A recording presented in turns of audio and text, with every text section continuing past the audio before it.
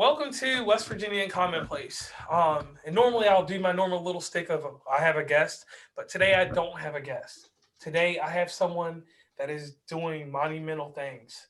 This lady, she writes books. She's a coach, life coach, if you want to say that, an entrepreneur. She even has her own podcast.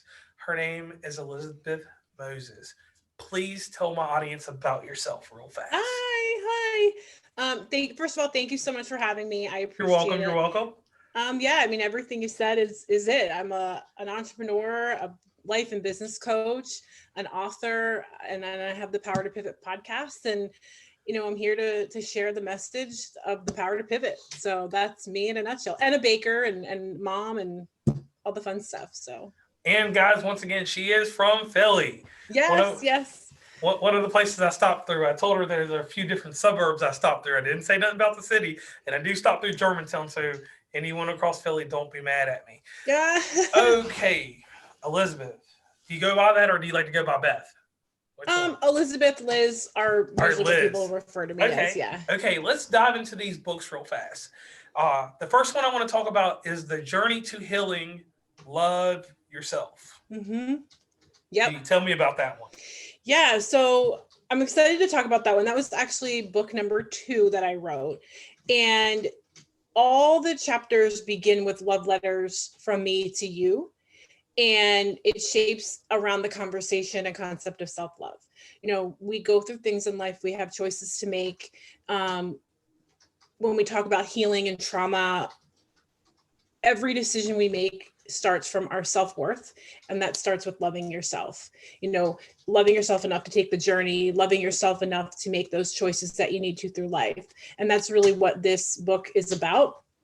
So it's a conversation between me and the reader about that, and that involves forgiveness, creativity, acceptance, understanding who you are at the core of who you are and what your energy feels like, the difference between your ego and your intuition. So we tap on a lot of different concepts in the book, but it's all about self-love. And there's a part of the book where it has reflection questions, so the reader can come back and start to journal on some of these topics and start to dive in for themselves. And then there's a section as well where you can write your own love letters to yourself. Okay, I like that concept right there. That's a lot of self care, and that's one thing on this podcast that mental health awareness, and it's nice that someone like you and like so many others can get out here and just word this in a manner that people can grip. I'm not that type of person. I am very good with words, but I can't move mountains like that. Okay, now You can. yeah, You absolutely can, I'm I, sure. maybe. But here's the thing. That's what you do. I'm just the podcast guy, but you do the podcasting Yeah. also. Okay, so let's dive into this next one. This is where you pivot, the shift Mm-hmm. from fear to freedom. Mm-hmm. Can So you tell this us was about that one? so this was book number 1, and Oh, it came from a camping trip, and this is where the book opens. I got to a campsite, was on a camping trip, and heard the campsite was empty. It was cold. There was nobody else there, but I heard a voice that said, "This is where you pivot," and I had no idea what the heck this even meant. But it was undeniable. It was a clear, loud voice, and I was like, "What? What is this?" The next day, I was climbing a mountain. Um, Finding myself literally scared out of my mind to the point of an anxiety attack, multiple anxiety attacks. But that phrase, "this is where you pivot," kept coming to mind, and I kept okay. hearing it. And eventually I realized all the self-judgment that I had for myself, all the fear, not just in that moment, but in my life in general. And I knew I had a choice to make. I could either stay in that personal, can I say personal hell that I was in? Am I Yeah, you can allowed to say say whatever that? you want on here. Um, could stay there, or I could make a new choice, pivot, and enjoy this experience, because ultimately I was there to not just to hike the mountain, but to see this waterfall and enjoy the nature that I was surrounded by. And I was missing all of it because I was so stuck in my head of that fear, the blame, the shame, the self-judgment. I was watching people. I was afraid people thought I looked crazy for being there. And I was stuck in my own mind. And so This Is Where You Pivot was a moment for me where I was like, this was a reality check. I could stay there and die on the mountain because I literally thought I was going to die. Okay. Or I could stand up straight, take a breath, kind of get over myself and keep walking. And once I did that, the whole entire experience changed because I could see the trees, see the sky, feel the breeze. I was much more present and aware of what was going on to the point where I could enjoy it. And I realized that those are moments that we can make every single day. It's not just when you're literally hiking a mountain. You know, it can be as simple as we're stuck in traffic and running late. And do we sit in a headspace of, oh my God, and be in this stressful space? Or can we redirect and maybe put on our favorite music and focus on something else so we're not sitting in our own head about it so much?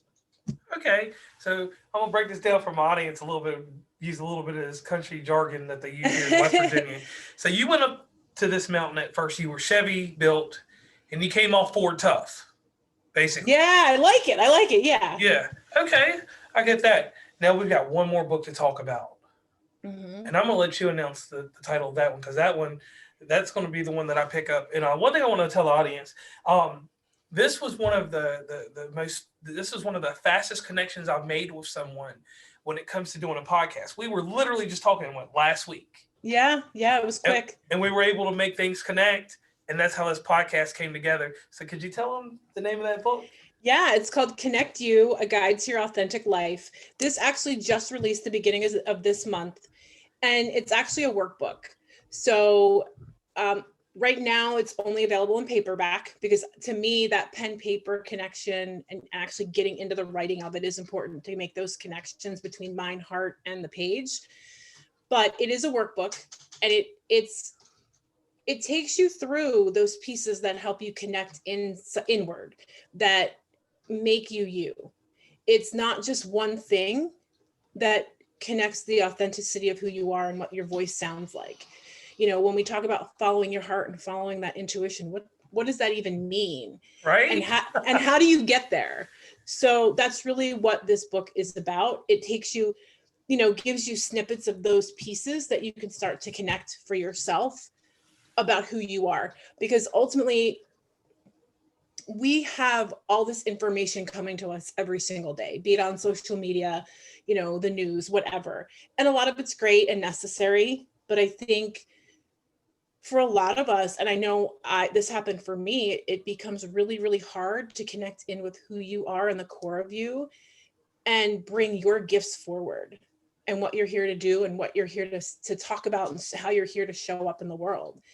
And I want this workbook to be a starting place for, those that really feel like, I know that there's something else, but I don't know how to get there, that this is a starting conversation for you.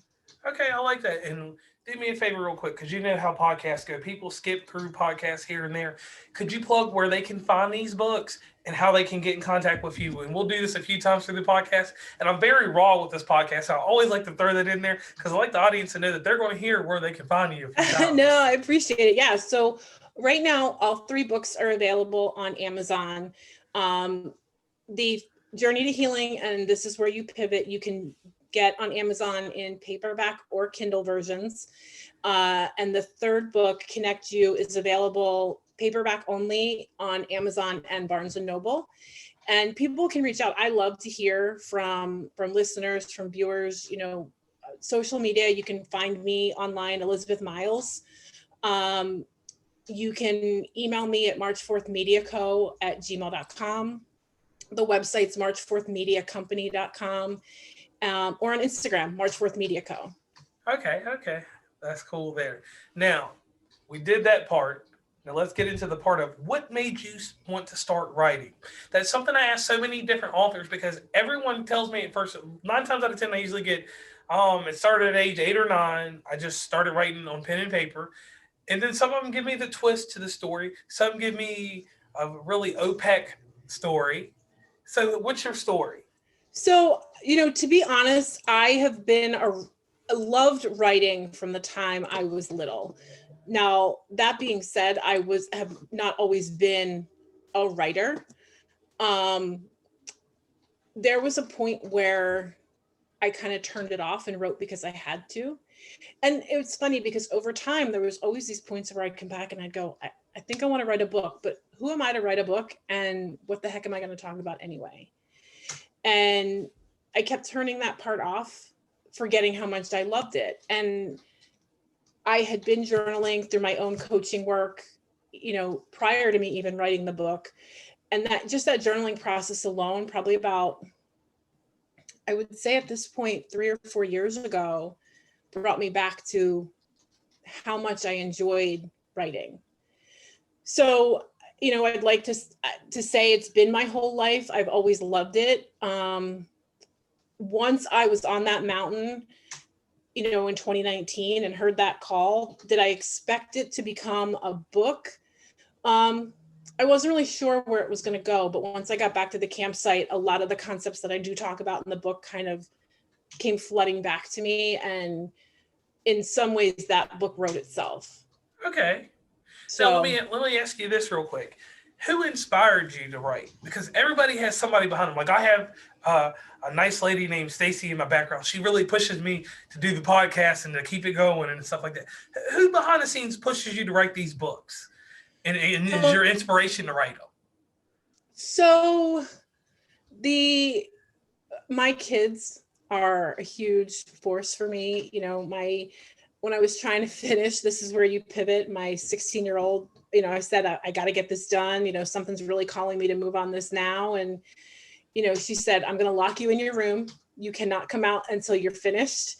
And she literally she made it easy for me and supported me through it. It was like, can I get you tea? What do you need? Making sure I ate. And she's like, you got to finish this, Mom. Like you have to do this. So it's nice to have that support in the background. And so now I look to that, and they're kind of my cheerleaders with and my help too when it comes to social media. And I ask them my tech questions when I need to, because they're super savvy about it. Yeah. My husband's a great supporter for me as well. He's actually on some of the podcast episodes with me as well. So we share in it together with the writing. Okay. Now it's time for me to get you to give back to the community real fast. And we're gonna start first with your authoring portion. Okay. What advice would you give to someone that wants to write something to help someone? And how would you tell them the easiest way to start a narrative? Because people always can give me a way that they did it, but they don't have a way to instruct it for someone else. And I'm like, you're an author. I believe you have a way to instruct it. Your process may be totally different. Everyone's different, but there's a certain way you start it and a certain way you start your narrative. So could you help the audience out there, please?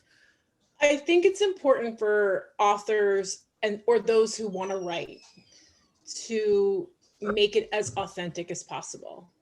I know how of that is going to change, like you said. I know for me, when I write, I want it to sound like a conversation. It's one of the biggest comments that I get. The most common thing that I hear is, I feel like you're here with me having a conversation. And that's my style. But it took me a while to really understand kind of what that was and what it felt like. And so understanding kind of who you are and being really honest about the message that you want to share, because we all are here together and can learn from each other. Not being afraid to have those hard conversations that you need to with yourself and with your reader, but that's not always easy. But I think as authors, like if you're a writer or a podcaster or a musician, like you have a message and allowing yourself to show up for that creative process as it needs to is so important. I really appreciate that. Now, on the author end of things, because like I said, you're multifaceted, so we've got a great conversation going. How do you handle the criticism when it comes to the writing portion of what you do? So it hurts. I'm not gonna lie. That part's hard because you put so much of your time and energy in that you have to give yourself time to let it kind of unfold. I know for me, here's what happens for me, right? I know when I go to the gym or I'm working out and doing all the health stuff, I write better. I create better. My authentic self, that intuitive side comes out a lot easier. And so that said, what'll happen is I'll go to the gym, I'll come home and I'll sit down to write. And I have all these thoughts that I want to write, but I have to remind myself, like, this is not necessarily submission ready. Allowing yourself to be open to the feedback from somebody else reading your writing is a huge part of the process. It's not always easy. So ask people that you trust not to be mean about it. But ultimately, you can use it. You can either choose to let it hold you back or learn from it. And that's how I see it. As hard as it is to hear, because we think that everything we write, or we want to think that everything we write is perfect. It doesn't always translate like that the first or second time around. And being open to that feedback, it is part of the process. You can learn from it and grow. All right, because I was speaking with another author, and one thing that she said that stuck with me, and it stuck with me through all these other podcasts, as long as it's creative, as long as it does something to build structure, that's the type of criticism that I would take myself to. But like you said, outside of that, no. Now we're going to jump into one major thing. You have a media company, March 4th Media Company. Tell us about your brainchild and everything that's involved in it. Because here's the thing, like I'm telling people, like, you know, someone can look you up on Amazon, see a picture of you, you're all smiling, and they can get just a bit about you. But then you have March 4th Media in your author updates. You have, and this is one thing that I want to commend you on. I like your presentation on social media. I speak so much openly in my Instagram or IGTVs that I do once in a while about how people want to promote something, but they only promote it in a square. They don't make it a circle.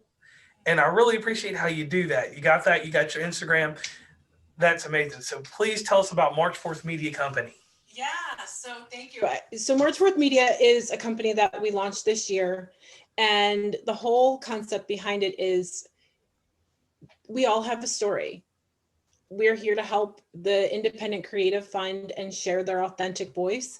And maybe you don't know what that looks or sounds like right now. And that's, we have different parts of the company. So there's the coaching aspect where, you know, we're going to talk and we're going to help you find that voice and build your confidence, because especially for a lot of the topics that I think need to be shared with the world so that we can start to reshape some of the landscape of what we're dealing with in the world.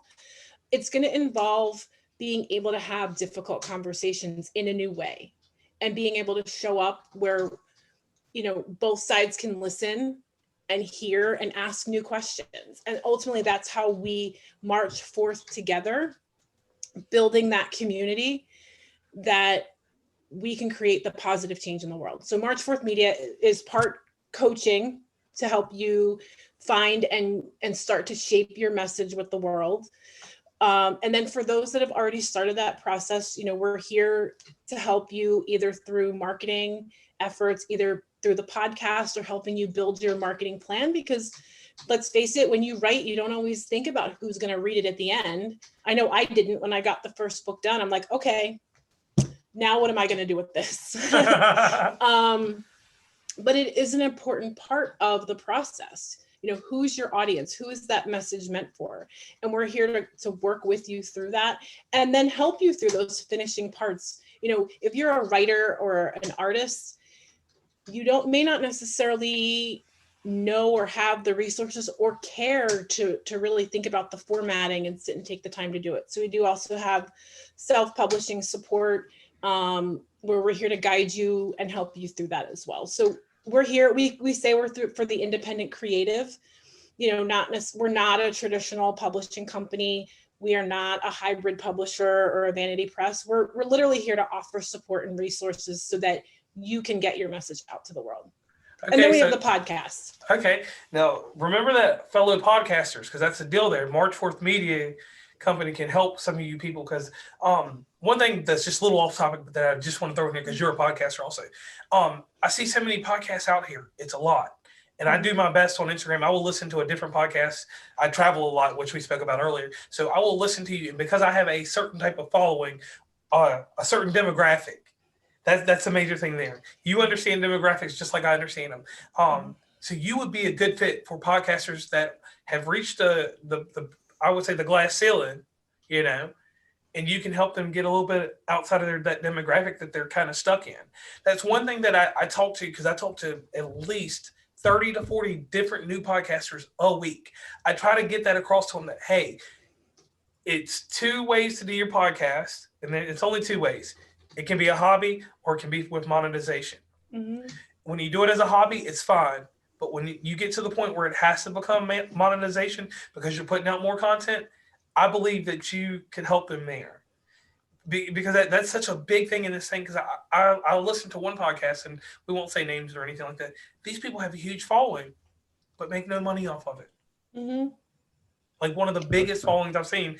And I'm just like, I wish there was more people out there to help them. I can only do what I can. So I commend you on having that company. So now let's jump into the real part of our business today. Your podcast. The power to pivot. Yep. It is a great podcast. Now, this is what I will say about your podcast, because I know some people act like they listen to podcasts and have people on their show. I actually listen to your podcast. I go out here, I hop in the shower. Stacy doesn't charge a shower speaker anymore, so I don't get to listen there. I wear some headphones here and there. I got a pair of Bluetooth that I'll put on, and I'll put her little snazzy watch on and listen to podcasts. I'll listen any other way I can in the car audio. However, I listen 5 or 6 different ways. Even put it on a projector that it's got a speaker. That's something that's out there. Your podcast.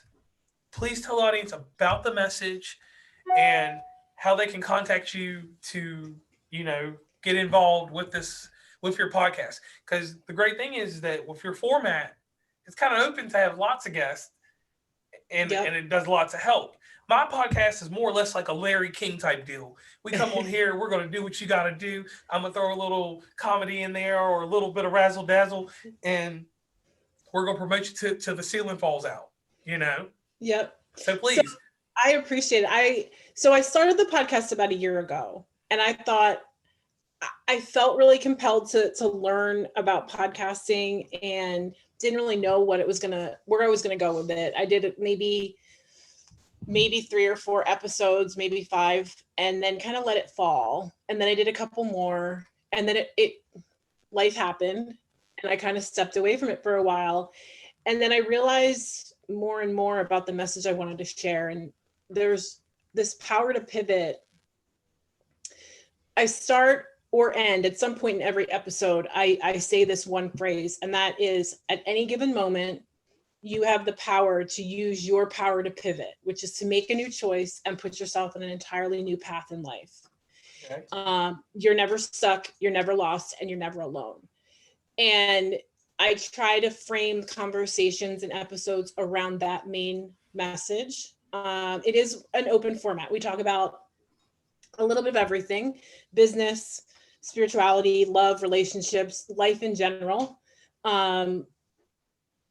focusing on mindset. When I interview guests, I talk about where are those moments in your life that you had to make those pivots yourself, and why, and how, and what was that process like for you, and what was the result of making that pivot? Because it's the big things, but it's also those small moments that matter. But I want people to know that they're not alone in making those changes in your life, that it's okay to sit in uncertainty, not knowing what that risk is going to give you, but to take it anyway, because you never know. And it makes life fun, and it shakes things up and makes you come alive when you start to take those chances on yourself. Okay, now this is what I'm going to do, because you told us about the podcast. Let's spin that podcast real fast. Mm-hmm. When did you pivot? When did I pivot? I pivot all the time. Okay. So the very first pivot was on that map. Well, so prior to that, up until August of this year, it's been a while, I owned my own bakery. So One of the first pivots, the biggest pivots that I can say is making the choice for myself to go to culinary school, which was something that I had aspired to do when I was originally in my undergraduate And I'll tell you, I chickened out of it. I talked myself out of transferring credits. I was afraid to lose credits. I was afraid that I wouldn't make any money. I told myself a million and one reasons, and I had other people telling me a million and one reasons why I should not do it. And then I got married and I had my kids, and I got myself in a different space, but I always kept coming back to that love of baking and cooking. And I was like, why do I keep coming back to this? I'm going to see where this takes me. So that was a big pivot for me, was to take that chance and go back to culinary school. And I did. And then I was like, well, okay, I really want to open my own business, but what the heck do I know? Who am I to open this bake shop when there's, how many other bakeries? But then I made another pivot and I did it again. I opened that shop. I thought there were some obstacles that I had to overcome because of, it can be expensive. And the vision that I had originally for what I wanted, the budget at the time was telling me you're not going to have that. And that was a pivot for me. I could either say, forget it, I'm not going to do this, or I could find a way to work around it. And ultimately that's what I did. I had to pivot in my mindset and figure out where I could make those changes in my business plan to get this off the ground. And that launched me into maybe 3.5 years of a business that I loved, had to walk away from, and then made the pivot as an author, made a pivot on the mountain. I make pivots every day. Now, let me ask you this about your pivot. Was this related to a basketball pivot, or how's your pivot in a physical sense? It's either mindset or physical. Okay. So it can be an action or maybe I don't understand the question. Like what? All right, so like, when you play basketball and you stop moving, you get to pivot, you get to move around. So that's the motion you do when you're about to change things up. That's what I'm getting at. Oh yeah, absolutely. Yeah, because basketball players, they pivot. Yep, got it. Okay. So if you bring that energy of that thought in mind, that's exactly what you're doing. You're getting yourself into a space where you can stop in the moment, quickly kind of make that choice. Which way do you go? Left or right? Are you going to sit in, and when you think about mindset, are you going to sit in fear? I think back to my choice to open my business. Am I going to sit and say, who am I? Or am I going to see where this takes me? That was, left or right.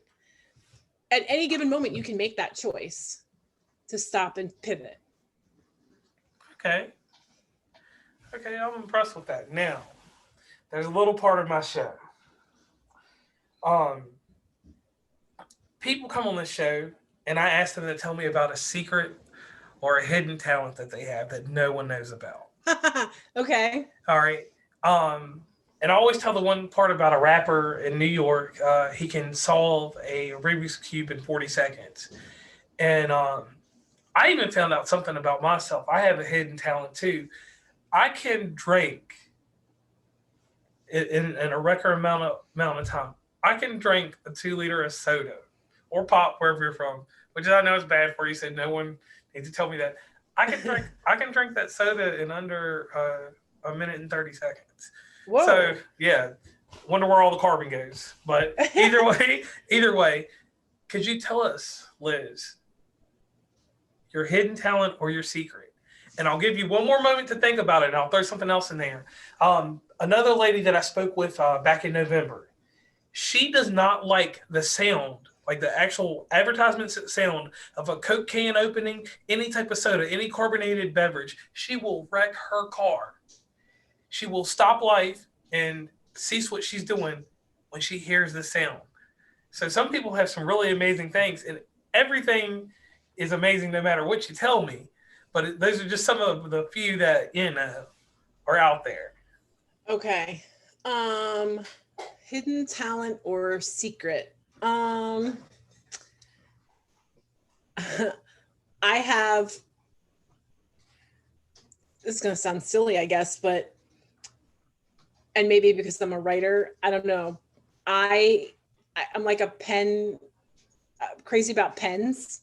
Like actually, I look for unique pens all over the place. You know, the look, the feel, you know, different styles of pens. Is that what you're looking for? Yeah, I guess that's different because me, I'm just a normal. I use a G2. When I was younger, I just used a zebra roller. That was my pen, you know. Not all pens. No, they're all different. And it's funny because when I'm in journaling mode versus like note taking mode for, you know, making to-do lists and grocery lists and things like that, different pen. Different pen? It's Whoa. it's weird. I know. And even like when I'm doing something like the workbook, it's the different pen. And now that we're coming up on the new year, you know, I will go out and I'll get a notebook, a brand new fresh notebook, a brand new pen. It's almost like this is how I'm entering the new year. So Okay, I like that one. That's a little different. Now, I have to ask you this: is there anybody that you would like to shout out, like that's helped you along the way? Because so many people, I've never had one guest say that they did it all by themselves. Because we have people that help us here and there. Who would you like to give a shout out to? So my first shout out is actually to my beta reader, Stacy. She is an amazing person. She has read my work. She will critique my work. Gives me open and honest feedback every single time. I think she's actually in the dedication for at least the first 2 books. So shout out to Stacy. Shout out to my husband, John. So he and I have been married for 3 months now. And he's a huge supporter for me. And my kids, so Abby, Mary, Andy, Jess, shout out to them. They've been here forever with me throughout a lot of pivots. And, you know, I just can't thank them enough. So. Okay, so Liz, once again, before we finish this thing up, can you please tell everybody where they can reach you, how they can reach you, and about where the books are? Yes. So this is where you pivot, and the journey to healing you can find in paperback and in ebook on Amazon. And then Connect You, A Guide to Your Authentic Life. This is the new one. It's paperback only, is available on Amazon and Barnes & Noble. People can also reach out to me. I have copies of the book as well. If they want me, you know, want to reach out, I'll be happy to send them a copy myself. With an autograph. I absolutely. And you can email me at march4thmediaco@gmail.com. And that's MARCHFORTH mediaco@gmail.com. Same Instagram handle, March 4th Media Co. You can find me on Facebook, and it's march4thmediacompany.com. Okay, Liz, I want to thank you so much for being on West Virginia and Commonplace. And one cool thing about every podcast I do with someone, I always invite people back. I say this to everyone, and everyone knows that I have this podcast that's about to build up. We're about to do a big group podcast. It's called The Friend Zone. In the future, if you would like to come on that. Yeah. Oh my God, I'd love to. Yeah, because the friend zone is something that everyone knows about. You've either been there or haven't been there. Yep. But you know somebody that has, and you've taken care of them, or taken care of yourself and got yourself out the friend zone, or just stayed there. So I definitely would like to have you on for that. Once again, thank you for being on West Virginia and Commonplace, and we're signing off. Oh, no, thank you so much. I appreciate the opportunity, and absolutely, I would look forward to chatting with you again. Thank you. And I wish everybody a happy new year too. Thank you.